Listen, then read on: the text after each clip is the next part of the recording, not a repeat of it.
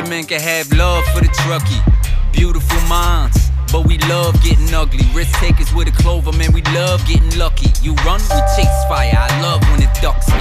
Tones go off, house watch, read the address out. 1075, get up off the magic couch. 500 gallons prepared for the baddest drought. Who else you want on the way when disaster's out? Can't even get a little bit rattled when you enter with exit apparel. Mayday, member down, they'll drag you. You won't get this from every Tom, Dick, and Harold, but here's a view from the top floor with Mickey Farrell. Hey, what's up, guys? Welcome back to another episode of A View from the Top Floor. Today, I just want to do a quick recap of 2024. I am incredibly grateful for all the support in the past year with the podcast and everything else leading up to it.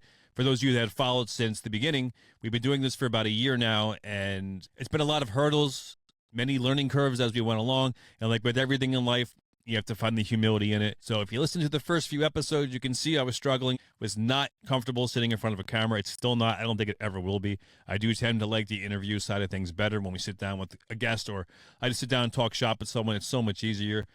It is what it is.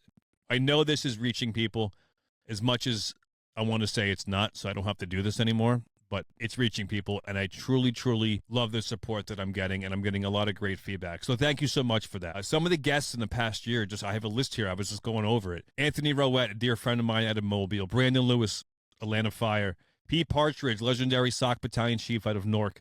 Tim Klett, FDNY, everyone knows Tim. That was a great episode. We did a reenactment of a cellar fire Tim had. That was a good episode.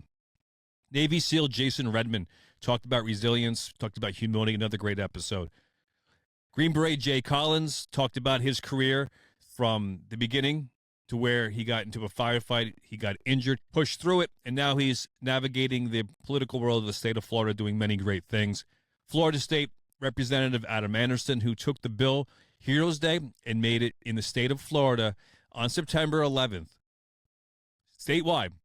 You have to talk about and teach that day. It is in the curriculum. Even if you don't want to do it, you are forced to do it by law now, that you have to teach about the events leading up to, the day of, and then the consecutive days of patriotism after that. Ryan Mickler, Order of Man, we talked about lowering standards. Bob Presler, great episode, just talking about what it means to be a firefighter. The National Geographic documentary he was a part of in 1991, focusing on Rescue 3 and kind of behind the scenes. I found that very interesting. That documentary shaped a lot of our careers and where we and why we ended up in the places we did. James McVeigh, retired NYPD aviation pilot. That was another tremendous episode, reflecting on some of the days or some of the events leading up to September 11th and then the days after that as well. Then Mike Smith from 48 Engine, hardcore, true Bronx Engine firefighter. So many guests that I'm humbled to call all of them friends. You know, that's pretty important to me that I interact people that mean so much to me on the show. It's just not a random group of guests I have on here. There's going to be reoccurring guests as we move forward.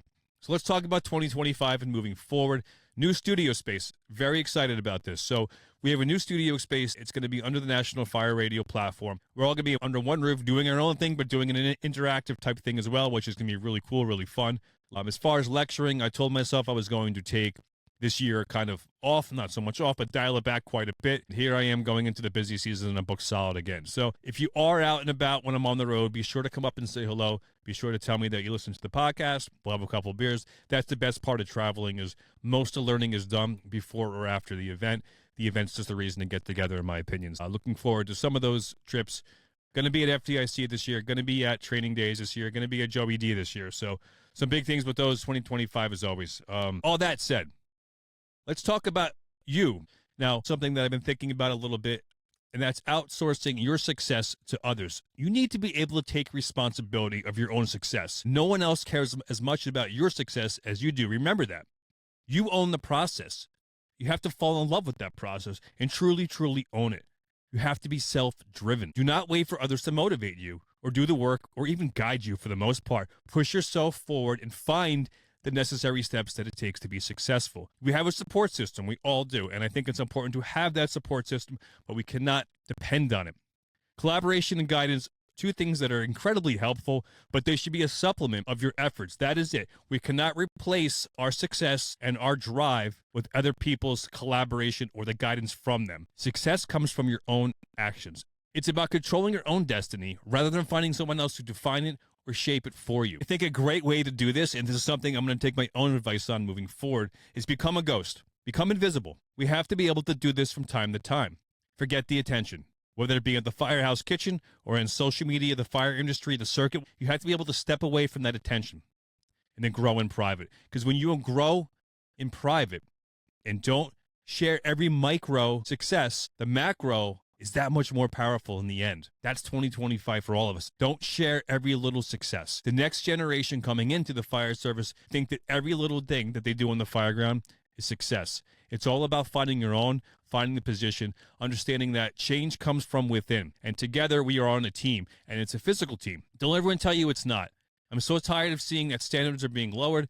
Moving into 2025, take some accountability, stay fit, stay mentally fit, stay physically fit. Understand where you fit in the process, and I promise you, you'll have success going to 2025, whether it be from coaching, from playing sports, or the fire ground. The success comes from owning it, having a little bit of humility, and understanding where you fit in on the grand scheme of things. Summing this all up, just take away one thing from this. Either way you cut it, it doesn't matter how you do it. People are always going to criticize you. There's no way around it. They're going to criticize who you are.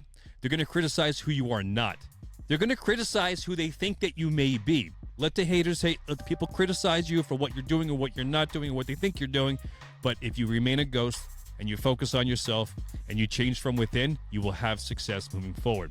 Again, guys, thanks for the support. 2024. Looking forward to 2025. Stay safe, stay low, stay sharp, and I hope that the fire gods are good to you moving into 2025.